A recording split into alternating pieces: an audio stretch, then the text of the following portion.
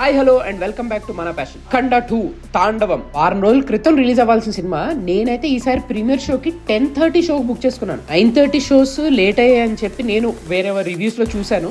మాది కూడా యాక్చువల్లీ ఒక 20 minutes డిలే అయింది షో. ఇదైతే ఏమి ఎట్టకేలకు థియేటర్ లో సినిమా చూడడం జరిగింది. ఆల్రెడీ మీరు నేను పెట్టిన షార్ట్ చూసుంటే మీకు అర్థమై ఉంటుంది నాకు సినిమా నచ్చలేదని. కానీ అసలు ఎందుకు నచ్చలేదు, అసలు ఏంటి ప్రాబ్లం అనేది ఈ వీడియోలో మాట్లాడుకుందాం. బేసిక్ గా బోయపాటి బాలయ్య కాంబినేషన్ అంటే మనకి అఖండ was the peak.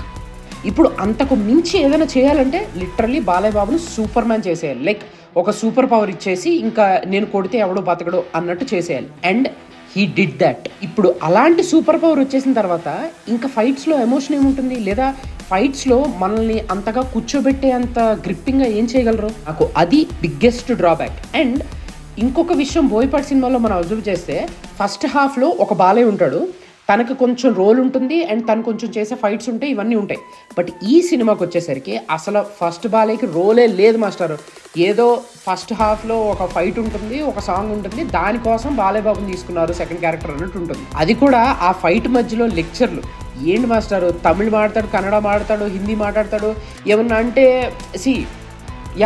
Balayya is known for his dialogues. But నాకైతే ఈ సినిమాలో బాగా ఓవర్ డోస్ అనిపించింది. ఇది కోర్ బాలయ్య ఫ్యాన్స్ కి నచ్చుతుందా అంటే ఐఎమ్ నాట్ షూర్. నాకు మాత్రం ఓవర్ కిల్ అనిపించాయి ఈ డైలాగ్స్. ఫైట్ మధ్యలో అంతసేపు డిస్కషన్ పెట్టేదేంటి, డైలాగులు పెట్టేదేంటి, నాకైతే అది బాగా డ్రాగ్ అనిపించింది. ఇంకా నెక్స్ట్ క్యారెక్టర్స్ ఆర్ వాళ్ళ పర్ఫార్మెన్సెస్ అంటే నిజంగా చెప్పుకోవాలంటే ఎందుకో బాలయ్య గారు తన ఫ్రీ జోన్లో అనిపించలేదు నాకు ఈ సినిమాలో. ఎందుకు అని నాకు కూడా తెలియదు భయ. ఇంకా బాలయ్య బాబు కూతురు క్యారెక్టర్ చేసిన అమ్మాయి అయితే సినిమా అంతా ఉంటుంది, కానీ ఎందుకో కంప్లీట్లీ మిస్ప్లేస్డ్ అనిపించింది నాకైతే. అసలు లిప్సింక్ ఉండదు డైలాగ్స్కి, అదేదో అట్టమొక్క యాక్షన్ లాగా ఉంటుంది. నాకైతే అస్సలు నచ్చలేదు ఆ పిల్ల యాక్టింగ్. సల్మాన్ ఖాన్ సినిమా బజరంగి భాయిజాన్ ఉంది కదా, అందులో ఒక చిన్న పాప ఉంటుంది, ఆ పాపేనంట ఈ అమ్మాయి. ఇంకా మిగతా క్యాస్ట్ అంటారా, లిటరలీ నాకైతే బిగ్గెస్ట్ ఫ్రస్ట్రేషన్ ఎక్కడొచ్చింది అంటే ఆది పినిశెట్టి క్యారెక్టర్ని వేస్ట్ చేశారు మాస్టర్. అసలు నాకు వస్తాడు చచ్చిపోతాడు, వస్తాడు కొడతాడు చచ్చిపోతాడు. లిటరలీ నాకైతే didn't make any sense. Wasted ఆది పినిశెట్టి క్యారెక్టర్. ఇంటర్వెల్ బ్యాంక్ బాగుంది, బట్ సెకండ్ హాఫ్లో ఆ ఎమోషన్ క్యారీ చేయలేకపోయారు. ఎందుకంటే we know what is going to happen. India China ఇష్యూని పెట్టారు, ఒక బయోవార్ని పెట్టారు, that and all is okay. But ఎమోషనల్గా మనం సినిమాకి కనెక్ట్ అవ్వనప్పుడు, ఆ స్క్రీన్ ప్లే మనం ఎంగేజ్ చేయనప్పుడు ఏమవుతుందంటే you cannot SIT through the entire movie.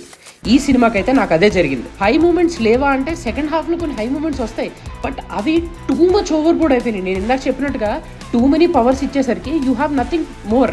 అంటే తనని అపోజ్ చేయడానికి అంత పవర్ లేదు అవతల వాళ్ళ దగ్గర. అలా ఉన్నప్పుడు ఇంకేముంటుంది? బట్ సినిమా మొత్తానికి చెప్పుకోదగ్గ సీన్ ఆర్ చెప్పుకోదగ్గ సీక్వెన్సెస్ అంటే సనాతన ధర్మం అని చాలా డ్రాగ్ చేశారు. బట్ శివుడి ఎంట్రీ అండ్ శివుడితో కొన్ని సీన్స్ ఉంటాయి, ఆ సీన్స్ అన్ని బాగా వర్కౌట్ అయ్యాయి నాకైతే. That was the only bit of positive point నాకు. గద పట్టుకుని ఆంజనేయ స్వామి అవతారంలో వచ్చినట్టు ఫైట్ చేస్తారు, అక్కడ కొన్ని షార్ట్స్ బాగా వర్కౌట్ అయ్యాయి నాకు. బట్ అపార్ట్ ఫ్రమ్ దాట్ నాకు సినిమా అస్సలు వర్కౌట్ అవ్వలేదు మాస్టారు. Technically also I didn't like the music from Thaman.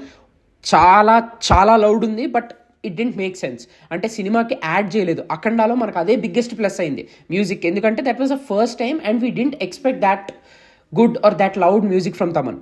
Yes, ఏ మంచి అయినా ఒక దగ్గర మొదలవుతుంది, దానికి అంతమంటూ ఉంటుంది. Balayya Boyapati combination never before ever after అనుకున్నాం, but still that had to come to a halt. Simha, legend, Akhanda అలాంటి సినిమాలు ఇచ్చిన కాంబినేషన్ అఖండ 2 అంటే ఐఎమ్ వెరీ మచ్ డిసప్పాయింటెడ్. దీనికోసం 1 week ఒక ఇష్యూ నడిచి ఇదంతా అయిందంటే that is one more disappointment. దాని వల్ల కూడా కలెక్షన్స్ చాలా గట్టిగా దెబ్బతింటాయి మాస్టర్. సో ఇది మా review. Thanks for watching the entire video till the end. Do like, share and subscribe to మన ప్యాషన్. Thank you.